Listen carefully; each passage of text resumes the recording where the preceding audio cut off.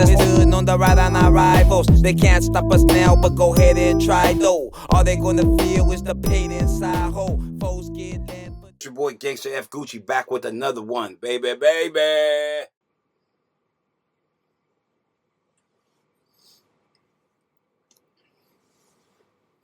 So I'm gonna hit you with this one about this Vato Guero who was on Hoodstocks and had got shut down.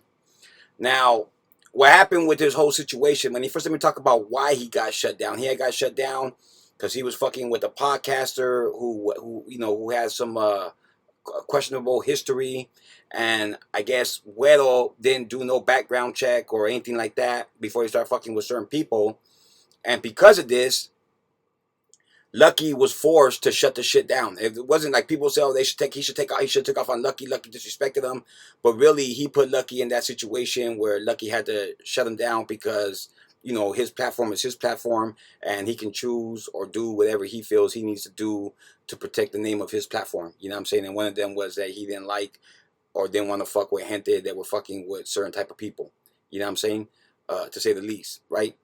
And that's why this whole situation. But before this all happened, let's go back. I don't know if you've seen the interview on Hoodstocks. I've never seen it. Today was my first day watching it, and I tripped out. I tripped out for a lot of reasons. I tripped out that during the whole fucking conversation, it seems like Lucky was like taking him as a fucking joke. You know what I'm saying? Number one. Number two, he was doing like lightweight sneak dissing and belittling the upstate cause. You know what I mean? As far as saying that it'd be embarrassing. Some people should be embarrassed to even tell the story he was telling on how they started up, because this guy Guero was saying that they became Sureños without knowing what the fuck a Sureno was, which is, like I said, that's his story, but that's not the true real story as far as Sonho goes, because they were Sureños from Sonho. They really went to YA way before this Vato was even banging, because I know Sureños are in their 50s from San Jose that, like I said, they went to YA back in the fucking 80s. And they were banging Sureno, so they know exactly what Sureno meant. This Vato right here, I don't know why it's like I said, it's his story, but it's a false narrative, and he's telling a story that it's lightweight. There's some truth to it. Let me say that, right? And I don't say none of this to disrespect this dude Guero. I think this dude Guero was trying to give a positive message, and when you're giving a positive message, it doesn't matter who you're working with to get your message out. But it does matter to some people who have certain podcasts or certain platforms that don't deal with certain people, and their platform ain't made for certain messages and all that type of shit. So you got to pick and choose even that. And I don't think that, again, Guero didn't do his homework on where he was going and the possibilities that, or if he even knew that by fucking with this dude over here, it would affect him over there type of shit, right? And it did. You know what I mean? So like I said, I don't think this dude, whether he's up on game, been to level 4, level 3, been to the oil, he did paint that time. And even before he did paint that time, this Vato was one of the main dudes from his barrio. You know what I'm saying? So, it's not like he was just a regular Sureno from his neighborhood. This guy was like one of the, I'm not going to say the shot caller, but he was one of the metal dudes. And he hung around with other metal dudes from, metals from other barrios. So people know who he was. And like I said, that he wasn't a punk. He put in work. You know what I'm saying? He did dirt for his hood, for the southern movement up north.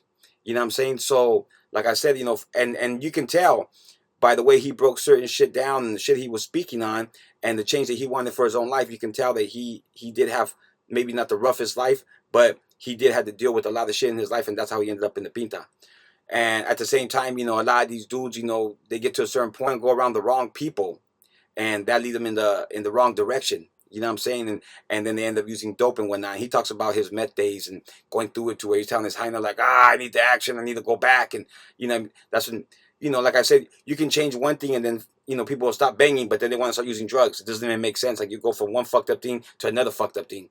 You know what I mean? But eventually this dude said, you know what, fuck everything. And this is what I want to do is my familia's first. And I want to change my life. And I guess, like I said, I'm not really sure if he was a Christian while he's doing these podcasts or whatnot, because I didn't really hear him preach or talk about Jesus Christ or God. I heard him, he was cussing and all that kind of type of stuff. And a lot of these Christians and whatnot, they don't be conducting themselves in that type of a way.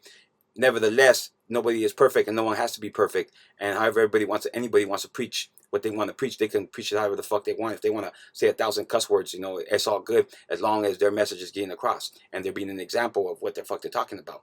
You know what I mean? And like I said, I don't I don't look down on Guero for being around the wrong people, for jumping on certain podcasts and trying to get his message across.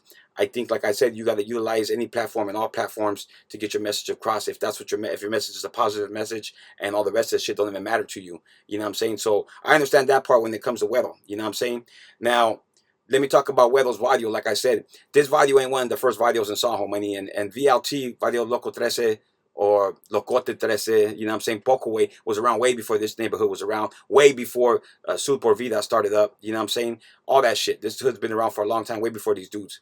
And like I said, the narrative as far as him saying, you know what I mean, that people were disrespecting them because they were from Mexico and they couldn't talk English, and you know, Chicanos made fun of them, and all, that was happening. You know, they were in ESL classes, and I seen the disrespect myself. I thought it was very ignorant, and like I said, I didn't take part in it, but I did beef with anybody that was a suspect. And sometimes these dudes, they weren't Southsiders, and we smashed on them, you know what I mean, and shit like that, that pushed them to that point where they became Sureños. But there was never a point where the Sureños in San Jose started up and didn't know they were banging Sud, didn't know that there was a movement, and they thought they'll say Sud because it was, you know, in Mexico. You know what I'm saying? That's not the case in San Jose. Like I said, that's a false narrative, and that's false information. Like I said, it was a gang of Sureños here way before this Vato Guero. And like I said, this Vato Guero, their video and shit, homie, they've gotten deep, and then they've had low numbers. And this Vato Guero, when he got out the Pinta, he tried to push politics in San Jose with the Sureño movement and got some Sureños. Nevertheless, like I said about VST, they've always been the, you know, the ones, you know what I'm saying, as far as they deal with a lot of shit, and they, you know, like I said, they've been here, they got the longest history, you know what I'm saying? And I know some of these dudes from this neighborhood, VST, that are 50 years old, 50-something years old. They've been around, put in work, been going to YA since the 80s, and know exactly what movement they were pushing. You know what I'm saying? So that's why I said this guy's not, he gave you guys some, like, false information, that, you know, to those from Southern California that don't really know the movement up north and that maybe never heard it from the horse's mouth themselves. This Vato right here, like I said, he didn't give you the right information, because, like I said, the real Sureños from up north, they know exactly, because a lot of these dudes came from down south to push the movement. You know what I'm saying? So they know exactly what they were banging, money. Anyhow, this guy's Vadio Malitos, money, Mexicanos, whatever, Mexicanos, he is right. It wasn't every single hood had Mexicanos in it. That's, like I said, that's another fucking false statement. You know what I'm saying? There was maybe 3-4 hoods that had that, something to do with Paisanos and Mexicanos in it. That was it. All the rest of these Sureños had their own fucking names. You know what I mean? And but they were Mexicanos, and a lot of them were Paisanos who, you know, basically joined these Sureño gangs and became Sureños. You know what I'm saying? And like back in those days, like I said, they would go to the Pinta and they would run with the Border Brothers, and then they'd get back out and bang Sud again and act like they knew about politics, when really they were just in the pen with the Border Brothers. You know what I'm saying? But at the same time, after so many years, a lot of these dudes were banging Sud in prison, ran with their people inside there, and came out with real klecha because they put in work, ended up in riots, ended up in the oil, and had some real vatos in their cells with them that really put them up on game, so they know exactly what was going on. So like I said, when this vato came out of the Pinta and tried to push politics, vatos from VST pushed up on him. You know what I'm saying? And they gave him an ultimatum. You know what I'm saying? As far as him banging or not banging. And this vato decided to be a Christian and push his narrative. You know what I'm saying? And he got called on it. Like I said, he got called on it on this show. He got in an argument with some vato that didn't like what he was pushing. And the next phone call that came in and on Lucky's motherfucking podcast was someone speaking on him fucking with the wrong people. You know what I'm saying? And dealing with people that, you know, he's not supposed to be fucking with, if, you know, if you're active. The thing about it is that Malo, I mean, not Malo, but I meant to think, I was thinking, why you saying, oh, malditos, you know what I mean? This Vato Güero, he ain't active. He wasn't active. He wasn't pushing the active narrative. He was pushing for change. You know what I'm saying? To be more prosperous, you know, familia, you know what I'm saying? Structure, as far as, you know, having a better life, you know what I'm saying? And looking at shit in a different perspective. And that was his message, you know what I mean? So that's what these vatos gotta know the differences. Like, even like Lux, like he didn't really think about that. This vato is not pushing. He's not active, so it doesn't matter who he fucks with. He's basically a civilian. You know what I'm saying? But he was representing something that, even when you're a civilian, could still be used against you, type of shit. You know what I'm saying? But nevertheless, like I said, this dude Weather was pushing a positive message. He did it with American Cholo. I haven't watched that one when he did it with him and Pocho were kind of debating with each other on Northern California politics as far as South and the North go. But like I said, Weather, he made that statement when he asked him, were you fucking with this dude? He said, not to my acknowledgement, instead of saying not to my knowledge. So like I said, that, you know, and that was like just, that they made a joke out of that within itself, by itself. You know what I'm saying? And I'm not putting this out to clown this vato. I think these vatos from Varios Sud Malitos were doing their thing. You know what I'm saying? And they've had numbers, and then they've had low numbers. These vatos even went as far as chilling with another Sureno gang called Valley Palm Sureños. Called Valley Palm Sureños on the east side off of Lanai by Chuck E. Cheese and Tully. And they kicked it with these dudes, and these dudes were fucking smoking meth, and I'm not even making up shit. This vato told you himself. I think it was 2004, 2005, where these dudes were all methed out. They were on one. They were over there kicking back with these dudes, and decided to rush these cats and take their radio. You know what I'm saying? And they did. They took over their fucking neighborhood. A lot of these dudes either joined by force, and a lot of these dudes just walked away from the fucking movement. They either stopped banging and just started running with the paisas, or just changed their life. You know what I mean? And stood out the bullshit. You know what I'm saying? And then, like I said, because of this, that Valley Palm Sureños, basically, it's not even there no more. That's these dudes over there in that area. As far as 16 active gangs in San Jose, there is not 16 active Sureno gangs in San Jose no more. You know what I'm saying? Like I told you before, there's maybe 7 active Sureno gangs. The rest of the hoods have died out. There might be like a couple of stragglers there still, a couple of older dudes are still around trying to pull somebody, shit like that. But San Jose gangs, period, ain't the same. But there's still a gang of norteños, though. Don't get me wrong. You know what I'm saying? As far as the Sureno movement, like I said, it ain't like it was. And like I said, they got to a certain point because of movies like American Me. And back then, there was a lot of Sureños from down south that were paroling up north. You know what I'm saying? And that kind of, you know, that was like the glue. You know what I'm saying? So it held shit together, money.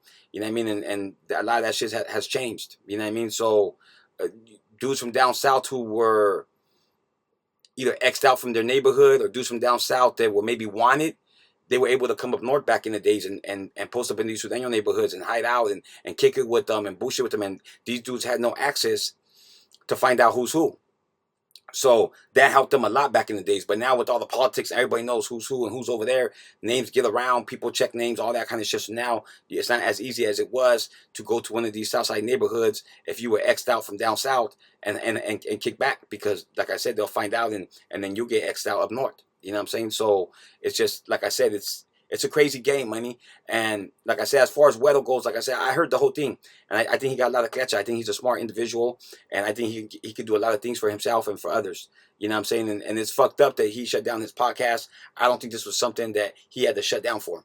I think that he had a strong message and he should keep delivering that message.